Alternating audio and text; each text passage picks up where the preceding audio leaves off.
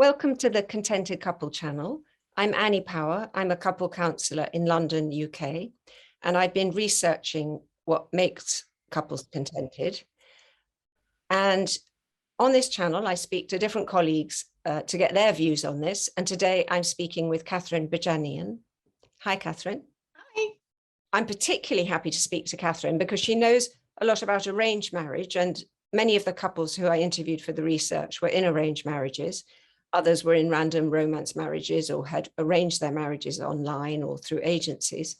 But Kathrine, as well as being a therapist and a writer and having been a consultant to introduction agencies, Kathrine's PhD research was looking at cross-cultural relationships in East and West. But can you say more, Kathrine?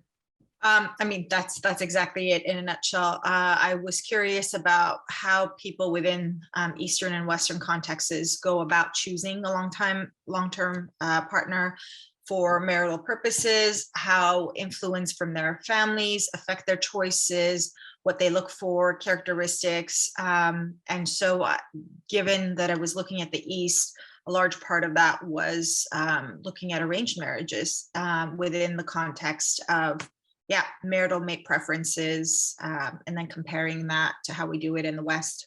That's the perfect focus for where I'd love us to go today, which is really, how does selection work in an arranged marriage? And of course, arranged marriage is a huge umbrella, and we are only here thinking, and in my book, I only think about arranged or romance marriages. I don't think about forced marriages. I regard that as a different issue.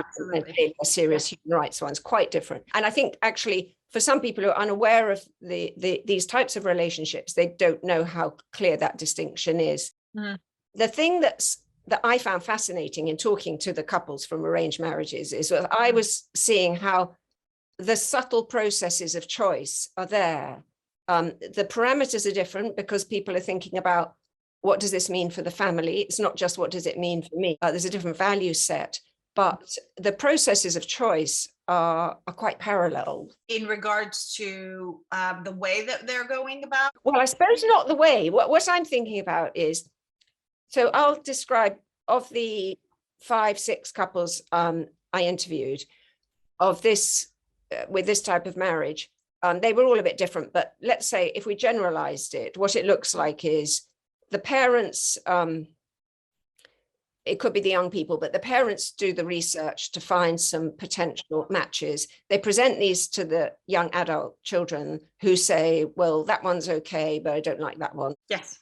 If they say there's one that looks okay, a meeting is arranged, often might be a tea party at the young woman's house, and the whole young man's family come. There's a general meeting, and then the two young people get a little bit of time alone. Could be really quite short, 20 minutes. And then soon after that, the young man and his family leave. And within the next few days, both families come between the generations to a view as to whether they want to proceed. Yeah. I mean, that is the fairly, there's many versions, but that's one of them.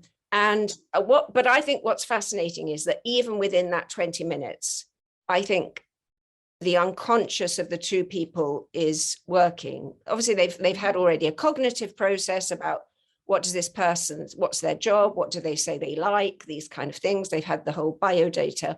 But in that short meeting, I think a huge amount happens psychologically where people pick up that this is someone who interests me or doesn't. I mean, it sounds very much like a coffee date, right? That people tend to go on particularly when they're online dating and they have a lot of options. I mean, minus the family bit, right? Without the families getting involved. But yeah, it's something that I recommend when singles come to me and they're going through the dating process is keep it short and concise, and a 20 to 30 minute, even an hour meeting, you can gauge quite a bit. I think the difference though with the way that process goes when it comes to arranged marriage is that you're free to ask a lot of questions that for for someone with it dating within a Western context, we often say, oh, you can't ask questions like that, right? Like, are you interested in family and kids? And, just intimate questions about long-term, how married life would look like.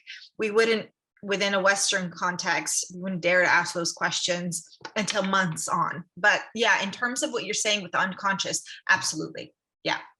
And it's at play within both West and East.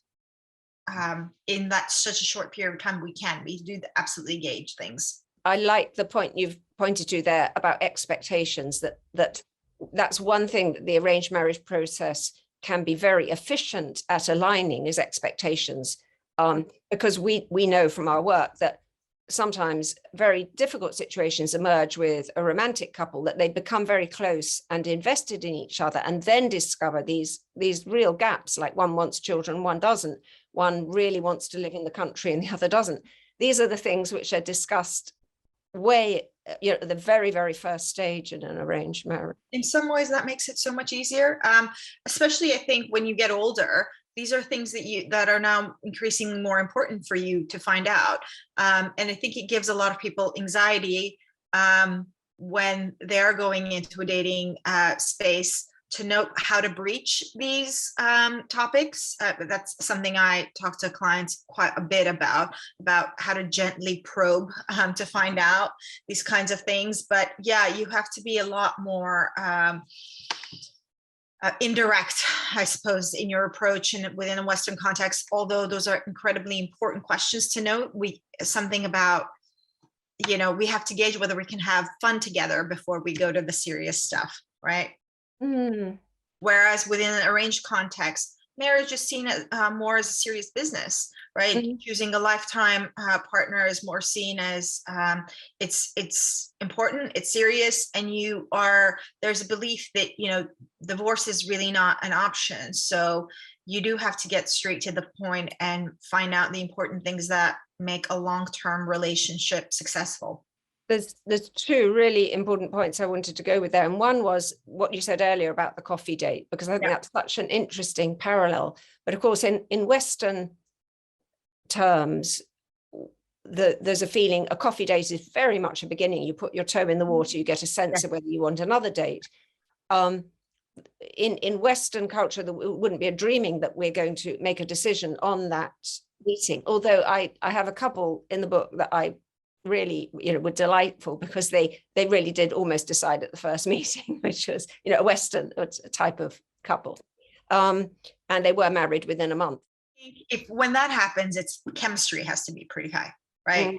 That there is this instant chemistry, the butterflies in the stomach, and then in that instant, like within Western context, really that's what we're looking for. It's the feeling. So perhaps, I don't know, did your couple get that? Indeed, yeah. But I think there you've put your finger on this chemistry, but it also leads to such confusion for Western couples, because there's that feeling, and then there's the feeling that if we get married, we're going to bottle it and we'll have it forever, we'll have that forever. And really, whether it's an arranged marriage or a romance Western marriage, the task is the same, which is building a bond. Yeah, but we measure the potential long-term success quite differently. Our expectations are different when we go from a Western context versus an Eastern. I would say, though, as within Western context, as people get older, and they start to learn more about themselves, and they are thinking more long-term in terms of the choices they want to make, lifestyle choices, things like that. And, the idea of family and kids is starting to become more prominent in their mind.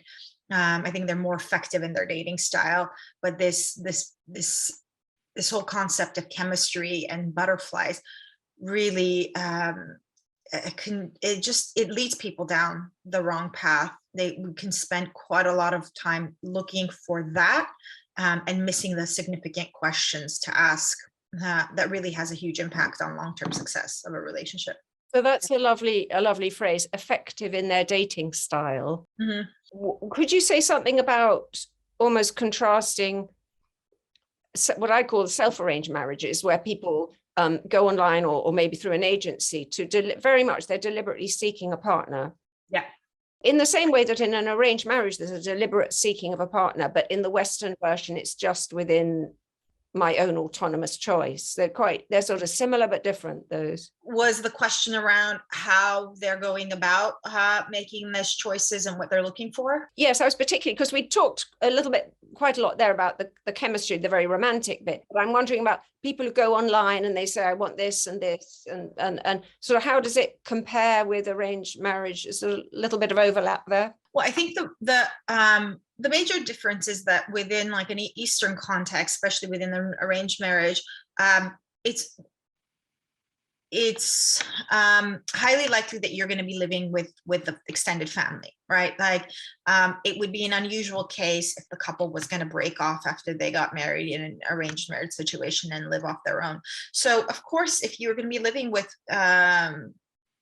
someone's extended family, then you're not just choosing for yourself, right? There has to be compatibilities within the families because they're going to be interacting with one another quite a lot. You're going to be living with them.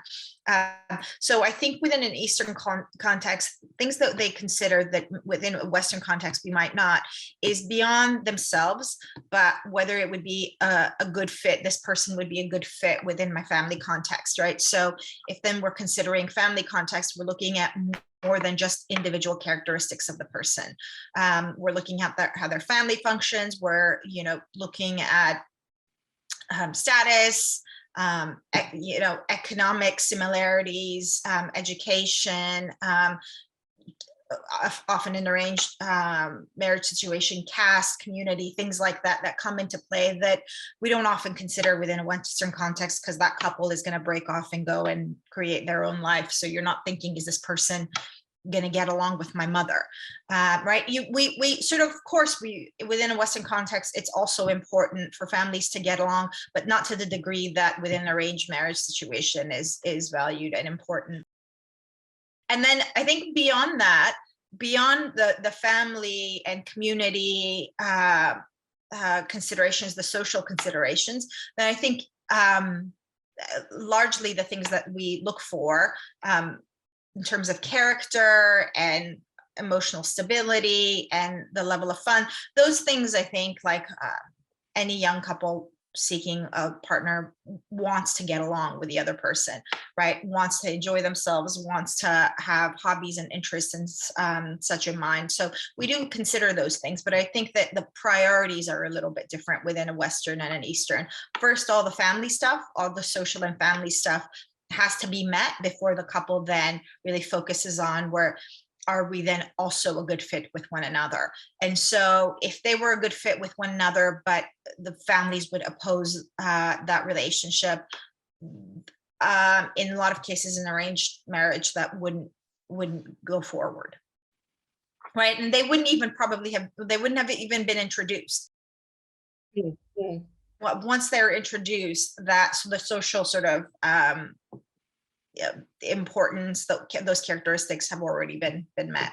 And I'm thinking how difficult it often is for people in any tradition to make that final step, but I think harder in the Western tradition. And I think that's why actually some of those TV programs where you get matched up and you're even going to get married sort of actually have an appeal, because yes. It is the sort of, dating has become a bit of a nightmare for people. The amount of choice can make it alarming. And the responsibility on yourself, right? That it's your responsibility to make the right choice. Otherwise, if you're unhappy, it's because of your doing. Yeah. Right? That is such a heavy burden, and I think if you ask anybody to make a choice, like let's say we ask someone, make a career choice, and this is what you're going to do for the rest of your entire, life together.